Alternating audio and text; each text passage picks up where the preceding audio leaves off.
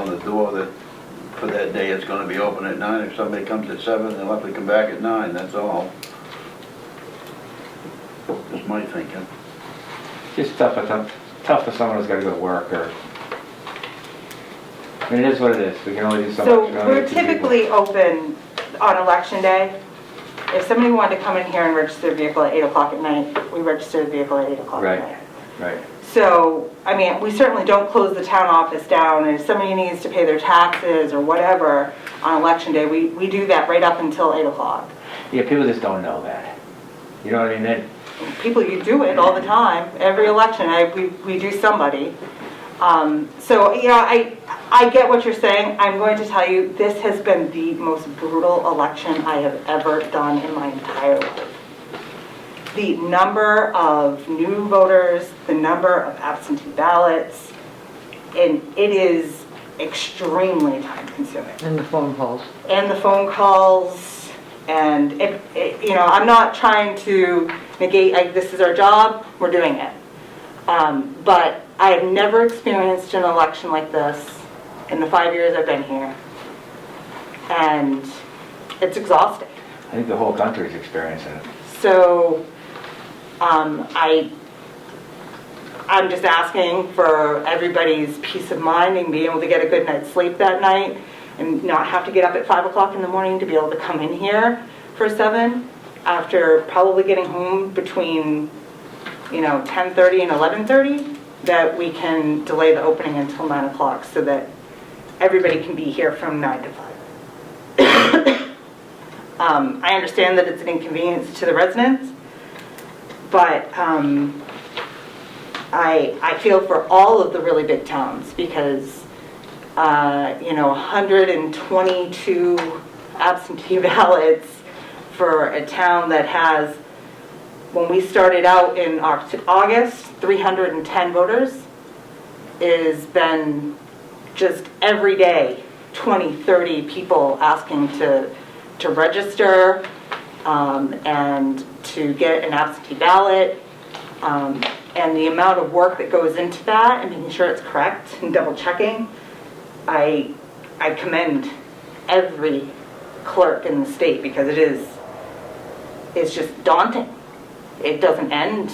Every day we're doing it on top of trying to process taxes, on top of, you know, inland fisheries and wildlife, on top of all the other things that we're doing, and the state keeps asking us to do more for them. So it's been the most brutal election I've ever had. So why is that, do you think?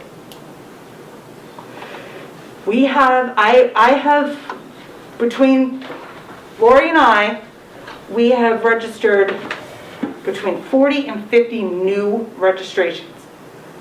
So people that have homes here and they can't register in the town that they lived in a different state, so they want to come here and register. So we started out with about 310. I bet we're at 360 registered voters in the town of Newry right now. I suspect before the end of it, we'll be over 400. So our census number is gonna be going up, right? And that's, the whole thing shall be skewed because the president has chosen to stop the census. So our numbers are not going to be correct. Plus you got all these agencies pushing to get out there and early vote and do this and do that. And we're getting multiple requests for the same person because AARP is having them send an application, absentee ballot application. They're going online and requesting it, and then sometimes they're coming in and requesting it. So we're constantly triple checking to make sure that we haven't already sent out a ballot to these people. It has been very When they come in, overwhelming. we have to get it in the system because I had one the other day where she requested a ballot from us, but she also already requested one from Millinocket. And Millinocket had already issued it. So by entering it in right away while they're still here, I get that message and I'm like, Millinocket mailed you one, that's the ballot, you have to vote. People must just be people must be declaring this as their residence versus, Yeah. people with second homes must be declaring this as their residence. That's what's Yeah. happening, and, you know, at this rate, if we keep getting people, we're not gonna have enough ballots, so we are gonna be hand counting some. Because there's not that many new homes being, there's not 60 new homes in town, is there? No, these are people that are, Then second home. they've been here since March and they're not going back and they Right. wanna declare Newry as their residency. I wonder if they'll swap back afterwards. I don't know. Yeah. Neither here nor there, but. I mean, when that happens, I have to tell you what the process is. We have to call that town, make sure that they haven't been issued a ballot. And then we have to put them into the system, and then we have to issue them an absentee. Sometimes it takes longer for us to issue those people ballots than it does to register a new vehicle. It has become extremely time consuming and, you know, just, it's very taxing. And for everyone's peace of mind, I'm hoping that we push that button and everything works well. But we haven't been trained on it. We got the machine today. It's right here. Current number one. But we haven't been trained on it. So we need to make sure we get trained on it so it works correctly. I'm hoping that we're, you know, in and out of here by 10 o'clock, but it could be a much longer night. So, you know, I'm just asking that you allow, because we're all going to be here. You know, all three of us are going to be here until the end, and then that we don't open until 9 o'clock in the morning.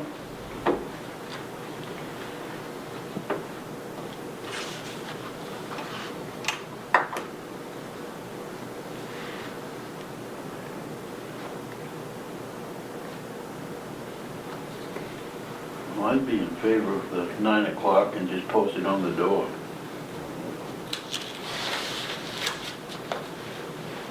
We can't please everybody all the time.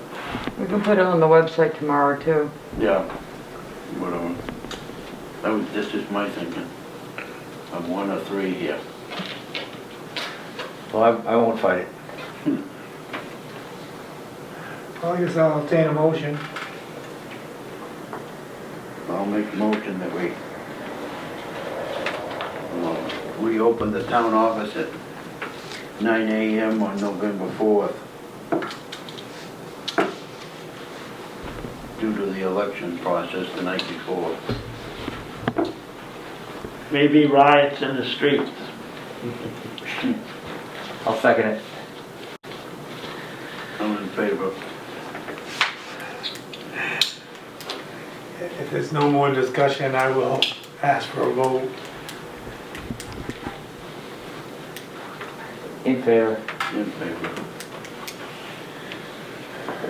In favor. I got ahead of myself there.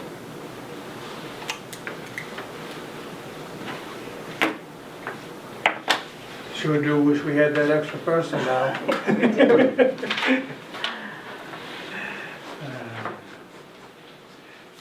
Discuss and consider resume.